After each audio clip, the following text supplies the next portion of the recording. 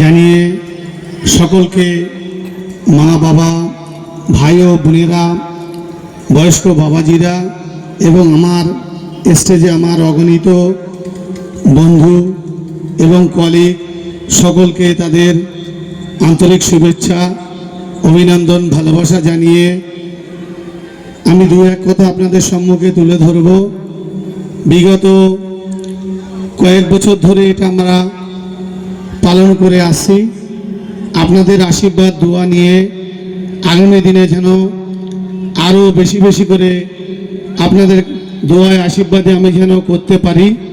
বিশেষ করে আপনাদের দোয়া আশীর্বাদ বড়। আমরা সবাই পৃথিবীতে জন্মেছি, মানুষ হিসেবে জন্মেছি, বড় হয়েছি মানুষ হিসেবে। এখানে আমরা একটা কথাই বলবো, মানুষের সেবা করা মানুষের কাজ। হয়তো আমার দ্বারায় আপনাদের আশীর্বাদের দোয়ায় আমি করতে পেরেছি এবং আগামী দিনে আরও বেশি বেশি করে আপনাদের সেবার কাজ করব। কয়েকদিন আগে একটা সেবা আশ্রয় এখানে আমরা করেছি। যাদের অসুবিধা হবে আপনারা বলবেন, ওখানে ডাক্তারবাবুরা বড় বড় ডাক্তারবাবুরা বসছেন এবং মানুষের সহযোগিতা করে যাব। যদি কোনো মানুষ অসুবিধায় থাকেন, এখানে এলাকাবাসী হিসাবে এবং সাধারণ কর্মী হিসাবে আপনাদের সহযোগিতা সাহায্যের হাত বাড়িয়ে যাব এবং আপনারা দোয়া করবেন। আপনাদের জন্য আমি দোয়া করব।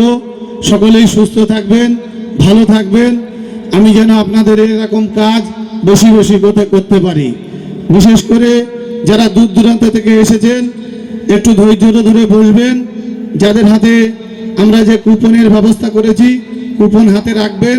আমাদের ছেলেরা আপনাদের কাছে দ্বারে পৌঁছাবে, প্রত্যেকের হাতে পৌঁছে দেবে। তারপরে আপনারা চেয়ার বা নিচে যারা বসে আছেন, অনেক মানুষ এসেছেন, ভালো লাগছে আপনাদের দেখে। আমি অনেক খুশি আপনাদের সাথে একমত সহযোগিতা করার।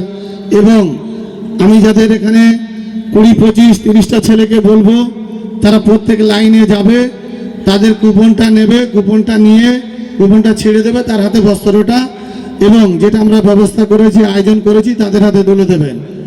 এবং তার সাথে সকলে ভালো থাকবেন, সুস্থ থাকবেন, এইটুকু আশা আকাঙ্ক্ষা আপনাদের করি ভালো সুস্থ থাকার জন্য।